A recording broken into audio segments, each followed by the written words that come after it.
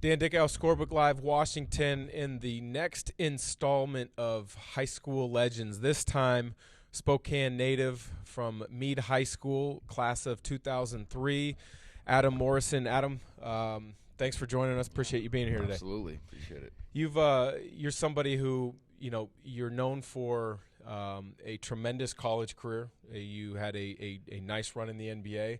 Not a lot of people though in the state of Washington know about your high school career, and a lot of it is because you're tucked away on the east side of the state. Yeah. So we want to get into some of those things, some of your experiences, some of the things that you feel are challenges for high school players these days, some of the great impacts that coaches have had on your career. Okay, cool. Let's do it. So, looking at any player that has had success at any level, one, they have to believe in themselves, which seeing you play and getting to know you, you had a tremendous belief in you.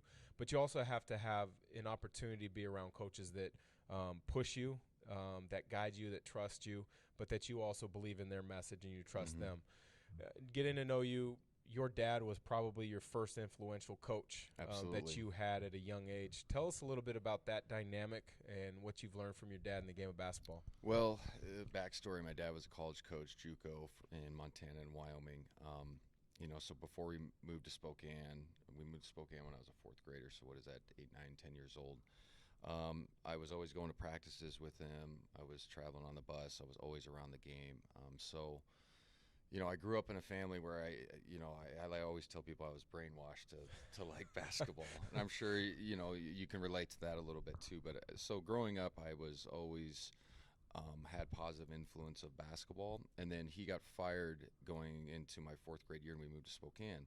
So it was a blessing in disguise. For my fourth to eighth grade years in AU, he coached me, and he coached the same way he coached college. So he was really hard. His idol was Bobby Knight. That was his style.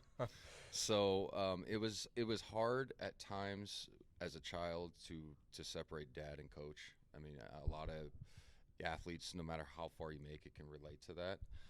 But looking back, he taught me the right way to play, and gave me knowledge that I wouldn't have gotten from Joe Blow coach off the street. So yeah, he was the one that kind of morphed my basketball mind the way it is now, and I'm thankful for it. But there was a lot of tears and a lot of long car rides coming home from we used to play in Mountain View. People from Spokane understand, all the way to the north side. That was a 45-minute car ride. If you had a bad game, it was tough. So, but like I said, he taught me everything I know, and he was the first one that it kind of installed the core basketball knowledge and the core principles in me. So, if his coaching mentor or idol would have been Bobby Knight, there's a lot of fiery passion from Bobby Knight. Yeah. You became known as a very fiery, passionate player, both for people that saw you play in high school as well as into the college game. Is that something that he brought out of you because of the maybe not necessarily the focus on winning, but doing things the correct way? Yeah, I think his style was so, get it done at all costs, kind of, and he was very demanding. He wasn't demeaning or anything. And when I say the Bobby Knight, you always go, ugh, you know what I mean? And obviously he's a legend, but all the other stuff. So he just was a get it done the right way, play hard every single time, and then good things will happen for you. The basketball gods will align. And he just was one of those coaches that demanded everything out of his players, and obviously being his son, he demanded the same thing out of me. Like I said, it was tough at times, but when I became a grown man and look back, I'm going to coach my son the same way, because it just gave me core principles that applied to life as well, of showing up on time, doing the extra work, listening to all your coaches, things of that nature. It really helped me. So he was the first one that really pushed me in the right direction. I want to skip over your high school coach, Glenn Williams. We'll come back to him in a minute. But you played for Coach Mark Few, who is going to be, in my opinion, in the Hall of Fame at some point. Tremendous college coach, but you also played for a tremendous professional coach in the NBA, Phil Jackson. Yep. So two guys that are kind of at the pinnacle of their professions and coaching at their levels. Touch on both of those guys, their strengths as a coach and their approach to the game of basketball. Well, I think with Phil, and I was 2 years with the Lakers, and I think the biggest thing I took away was his ability to manage. And it's not like he wasn't a great X's and O guys, but the triangle was pretty self-explanatory. You throw it in and you make certain cuts. You throw it to your best player at the elbow or at the block, and you get out of the way. And he was really good at managing personalities and understanding that, in LA there's already pressure. So as a coach, I'm not going to put more pressure on the guys that's unwarranted, because everybody in the room knew, at the team we won 2 straight championships. They already knew the pressure was there, right? Because it was such a great roster.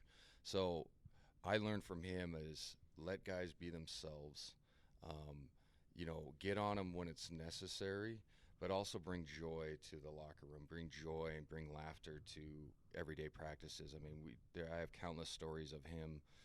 I mean, during the playoffs, we would watch film, but he would dub a movie in the film. So you'd watch a movie throughout the series of a playoffs, right? It's kind of different. Yeah. Or he'd have the film guys, like if there was a funny thing on late night TV that applied to our team, he would dub it in there, right? There was a funny Kardashian thing with Lamar when he was things like that, but it made everybody laugh. And he did funny things, right? If you were late to the bus, I was late one time, like 2 minutes. He called them silly fines. Like some coaches would be like, "Oh my God, you were late." Yeah. He charged you $100, and then he let the pot grow, and then we'd all shoot for it. And that stuff's fun. You know what I mean? It keeps it light. So I learned from him is you can still be demanding as a coach, but you got to let guys enjoy themselves, because you got to play with joy, especially at the professional level, because everybody knows the pressures of it. And then going to Coach Few, opposite style. Not as opposite as like Pat Riley to Phil Jackson, but Coach Few was get it done. I don't have to be your friend. I'll respect you, and I'll let you do your thing as long as you meet certain requirements. And you can relate to that. Obviously, you played there and had a great career. I learned a lot from both. Coach Few now is such a better coach than he was when we were there. I mean, that's not a knock on him. Obviously, his record speaks for himself, but just the way he manages guys now, he's a little bit less demanding. You know what I'm saying? Absolutely. A little bit less stronger, or whatever, however you want to put it. So he's done a fantastic job of evolving. And I've told people, I'm like, look at the offense they run now. It's space the floor, it's cutting. We used to run flex. You know what I mean? Absolutely. You know what I mean? The floor used to be jammed. I would have to hit fadeaways over everybody's face. Now these guys have space. They move the ball. Their rotations are better. Like substitution patterns are better. Obviously he's better X and O's wise on the fly. So I'm lucky. I've played for Phil Jackson, Mark Few, Larry Brown for seasons in the Hall of Fame as well. So I've been lucky enough to kind of take the good out of some of those coaches and apply it. I'm just a 6th grade basketball coach for my daughter's team, but I try to apply those things, and it's fun. You might be the most qualified 6th grade girls basketball coach in the state of Washington. It's fun, man. I love it. But when you talk about, all these other great coaches and you've learned some things, I've always been so impressed with somebody who has a heart to coach a high school basketball program. Because you're typically coaching guys and girls in their formative years. Many times they're not ready to understand expectations or play to expectations, and they're trying to figure out how you fit into a team setting for the betterment of a team. You played for Coach Glenn Williams, who I think did a really nice job this year at Mead. He's got that program going back in a positive direction. Absolutely. But he's been there for a long time, and he's coached a number of groups, successful, not so successful, kind of middle of the pack. When you look at your experience playing for Glenn, what was it? And then you went back when you were done playing and coached with him for a little bit, so you've seen both sides of Glenn. Yeah, so when I first the Glenn's told this story, I talked about the emotion of playing with my dad, and so I grew up with both of Glenn's sons, Eric, who was a year above me, and then Brian, who was my point guard, who played at Whitworth, so a very good high school player and obviously a good basketball player. He played 4 years, started at a really good Division III program. And Glenn always tells the story is he was sitting up in the stands at an AU game, and I just moved to town, and I was playing against Brian's team, and I was very emotional and blah, blah, blah. And he goes, man, somebody's going to have a hard time coaching that kid. I ended up moving to the district, and we had 2 really good seasons there. But Glenn was fantastic in the sense that, a lot of times, this is my opinion, some high school coaches fall in love, especially basketball-wise. All right, that kid's tall, you belong in the post. I was 6'4", 6'5", 6'6" at the time. He was smart enough to say, okay, he's a perimeter player. I'm going to let him play on the outside. I'm going to let him take shots that normally other kids are not allowed to take and miss some of those, but it helped me grow confidence. And then I think my freshman year, what he did a fantastic job of, at Mead at the time, you could either play varsity or you couldn't play JV or freshman. I could have played varsity, but I probably would have rode the bench, not played much. He kept that freshman group together. We went 19-0. Later, that class went to the state final. So he understood that, as a young player, sometimes you have to learn how to dominate games. And if that means you play JV or you play freshman for a season, you get time, you get confidence, you learn how to score, things of that nature. You learn how to lead. That's what he was really good at. And then he was good at, at the time we played, we didn't have shot clock still. So we pressed the whole game. Like schematically, he was really good as well for a high school coach. So I'm always thankful that I was lucky enough to have a high school coach like that. I really was, because he prepared me for the next level. He listened, he knew my dad was a college coach, so he listened to kind of what, hey, Adam can do this. He can come off screens. But my dad wasn't like, hey, you need to run this stuff. But like that's sometimes egos get in the way, and he was smart enough to go, okay, what is good for us, Adam as well, and the team. And we had a lot of success. My junior year we went to state, first time in years, and then my senior year we go to the state final, almost go undefeated. Now he also has played an influential role of getting you back into the game of basketball. Absolutely. When you're done in the NBA, Mm-hmm. a lot of players, you just want to take a time away from the game. Yep. It's been such a big part. He brought you back, and you were a volunteer assistant Yep. for a couple of years under Glenn. What was that like? It was awesome. At the time, I didn't want to be around basketball. I didn't watch basketball. So, he could kind of tell I was hurting a little bit emotionally. So he said, hey, why don't you come in and just come in whenever you want, help these kids out. You'll get enjoyment out of it. We want to pick your brain on certain things.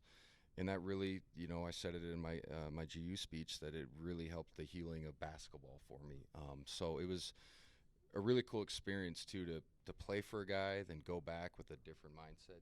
You know how it is. You're a grown man now, and just see how he coaches, because he's a very shirt off your back kind of person. And to see that other side of it, because you do realize you feel the love, but when you're a young kid, you don't fully grasp it. And like you said, what high school coaches do, they don't get paid very much. They're doing it a lot of times for the love of the kids and just the love of the sport. It was fantastic, and he's done so much for me, behind the scenes, and just bringing back basketball into my life. And then his son Brian, who I mentioned earlier, is an assistant, so it was cool to work with him again. And I just had an outside view. I helped, but I was just kind of on the periphery. I kind of just helped the kids. Okay, this is what you need to do. Glenn already knows X's and O's and stuff of that nature. So it was fantastic. And if my daughter wasn't playing, I'd still be doing it. But time's an essence now. Absolutely. Like I said, you're the best sixth grade coach. It's fun in the area, which absolutely is a benefit and a positive to this community. One of the things that in the state of Washington, everybody tends to gravitate towards knowing the West Side teams, and rightfully so. They're really good. Yep. This year, you've got a number of Division I signees, some other prospects, and the teams are really good. Mm-hmm. What was your pathway from the GSL to be able to be recruited and go play at Gonzaga? And I know you've talked about it a number of times, but guys that from the GSL sometimes are overlooked. Yeah, absolutely. You don't have the opportunities. Tell us a little bit about your experience navigating getting to college. Well, so I played for Eastern Washington Elite, and that's a pretty decent-sized AU program that has name recognition in the state. But we were the first year that did it. So we were kind of just a ragtag group of local kids, and we had a couple Montana kids come in, and we went to all the big tournaments. We went to Vegas, we went to the one in LA, and then we did all the local ones. And my recruiting process was odd because, at the time going into my junior season, I really blossomed. I was starting to fill out, and I'm skinny now, but I was starting to mature as a human being, and I didn't have all the pub, but people around town knew that I was a good player. And then, recruiting wise, I'm type 1 diabetic, so a lot of teams were scared. And so my recruiting process is a little bit different. I didn't have the onslaught of letters or anything like that. I mean, I broke the scoring record my junior year, then I shattered my own record my senior year, but I had one Division I offer from Gonzaga. So when I talk to people about the recruiting process, I'm like, look, I'm kind of green as you are, right? Because I don't understand what it's like to have coaches constantly at your high school, coaches constantly calling your phone. It was, hey, Coach Feud, do you like this kid? And they knew my dad from the past, from the JUCO routes, so he had a relationship with him, and he was like, hey, he's 6'3", 6'4" now. He's probably going to be 6'7", 6'8". He's a late bloomer, and so they kind of rolled the dice. So recruiting-wise, I always tell people just make sure you're good enough. And I know that sounds simple, but if you just make sure you're good enough, cream always rises to the top, and the right people will find you if you are just good enough. Yeah. You know what I mean? Absolutely. Tremendous words, because I think in this day and age, too many parents and players get focused in on the rankings as opposed to being ready for when an opportunity I was comes. the 7th rated wing on the West Coast. By the time after my senior year, I averaged 28, 29 points a game. We go undefeated and lose in the state championship, and I was still the 7th rated wing on the West Coast. Now, in the state of Washington, I think I was probably second behind Brandon Roy. And so, I always tell people, like, yes, you want the exposure with your AAU program, but also you want to go somewhere where you play. Okay, that's first and foremost. And if you have the skill and the ability, people will find you. And so I think a lot of times parents and coaches at a young age, and it comes from a place of they want their kids to be successful, but you can't get caught up with who you're playing with all the time. As long as you're going to these tournaments and you're putting in the time, putting in the work, and then you dominate, you have to dominate your league. That's just be real. Like a lot of times you get these parents, and God bless them, but they'll be like, well, how come nobody's looking at my kid? And I'll be like, well, he's averaging 14 points as a senior. Right? He's not Division I talent. It's nothing against him. He could probably go play somewhere else, but you have to be a Division I athlete. You understand this. You dominated your high school league, I'm sure, right?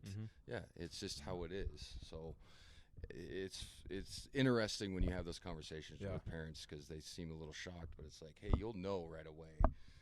Anton Watson from Gonzaga Prep dominated. Yeah. Dagan Hart this year at Mount Spokane dominates. They stand out. They're Division I players. Well, and a big part is the fact that find the right level for you Go where at you the can college play. level for enjoyment. If it's all about being Division I and you're okay maybe sitting on the bench or having a bit role at the end of your career, that's great. But what do you really want out of your college career? My dad used to always say it, and it's so true, go where you can play. And so when we were going through the recruiting process, at first I was probably slated as a Division II player. I was slow. Like I said, the type 1 diabetes scared a lot of people. He was always like, I don't care where you play. Like, as long as you get a scholarship and you get free school, we're happy. Like, we're in a good spot. And obviously I matured and got better as a player. So Gonzaga came into the fold. But a lot of times people get caught up in, I need to go to Power 5, or I'm not going to, I'm not getting recruited by Kentucky or whatever. It's like you can still get a lot of enjoyment from playing at a smaller college. I have buddy, like I mentioned, Brian Williams played Division III. We had a kid, Justin Dobson, who played at Mead, played 4 years of Hawaii Hilo. Loved it. I mean, he got to go to school for free in Hawaii and started 4 years, and I think they made the NCAA tournament twice for Division II. Like, what's wrong with that? Great experience. It's a great experience. So you can't fall in love with where you're going or the level. Go where you can enjoy it and get something back from the game when you finish. You mentioned the word great experience, and I had a great experience my senior year in high school getting to the state tournament. Unfortunately, we lost in the semifinals. But 2003, your state tournament and that final itself, I still occasionally talk to people on the west side, and they say that might be the best state tournament championship game they've ever seen. Pretty good. Walk me through that game, some of the things you remember, and any details of the night. Well, leading up to that game, we beat Lincoln in the semis, and they won it 2 years in a row before that, and they beat Ferris, Sean Mallon, who's a local kid as well. And so there was a little bit of uneasiness because we're undefeated going into that season, and a lot of people on the west side were like, is this Mead team really any that good? GSL, is it really that good? You always hear those questions, and rightfully so from the other side of the state, and the coverage is not as big. So we beat Lincoln. I have a really good game. My buddy Justin Dobson goes, I think 11 for 11, scores 26. So like me and him carried, and we just shock them basically, even though we were undefeated. So we get to that final game, and it's Aaron Brooks, who played in the NBA, I think 10 plus years, played at Oregon, fantastic player. And we just had an individual battle that was fun to watch for people. It was one of those games where I couldn't miss, he couldn't miss. And they just edged us out at the end, but it was one of the better basketball moments of my career. Even though we lost, just that brotherhood of that whole season was fantastic. A lot of tears shed in that locker room afterwards because it was that dream of going undefeated was kind of taken away from us, it felt like. Yes. But I still keep in contact with a lot of those guys, and it's a lot of great memories for those guys too. Even though their careers ended at that night, they still talk about, like, man, remember how fun 03 was? And, we have great memories. It's awesome. It's glad to bring back those memories because the state tournament's occurring this week over in Tacoma and Yakima and here in Spokane. So I'm sure lots of kids will be creating their own memories this week. Maybe this is not the right thing to say, but they got to get it out of the dome, in my opinion. They got to go to the Key Arena or something. I think the atmosphere it's too big. That's just my opinion on it. I know you guys cover it, and I probably should say that, but I think it needs to be in smaller arenas because the atmosphere needs to be a little bit tighter. And I understand logistics. I don't know the whole aspect of that, but I wish they would do it at Key, or you could even do it at McCarthy. You could do it at Spokane Arena, just where it's smaller atmosphere, so it feels a little bit better. Well, I've had a thought that I think would be tremendous. They call Spokane Hoopstown, USA.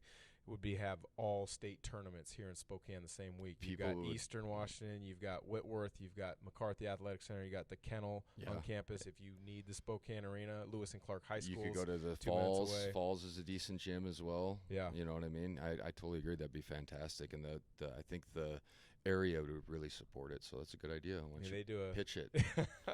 Well, maybe that'll be a business venture for us together. So. You're a guy who went on and played a number of years in the NBA. You unfortunately, like a lot of guys, had an injury early that kind of put a wrench in some hopeful career paths. Is there anything that stands out about your NBA career, whether it's a particular game or a coach's message and experience? Well, I think I experienced a really good organization in Los Angeles. Then I experienced not a bad organization, a young organization with young players in Charlotte. So for me at Charlotte, at first I didn't know any better. And, we didn't have bad guys, but the locker room wasn't as tight as I was used to being at Gonzaga and Mead. And so when I went from that and then went to LA where it was tight-knit, obviously to win a championship you got to be together and it's got to be a one primary focus. It was pretty interesting to go from that. From Charlotte to LA and see the differences of how they do things. And then the relationships you form are special. I still keep in contact with a few number of guys that I played with. The opportunities that you get to be a professional athlete, and you can attest to this, are priceless. I mean, you meet people that you would have never had the opportunity to meet business-wise, celebrities, things of that nature. I got some stories that I can't tell on camera that are fun, just good fun stories of meeting people that I would have never had the opportunity to meet. So, like I said, the ACL didn't help my cause, but I'm grateful that I had, where I came from.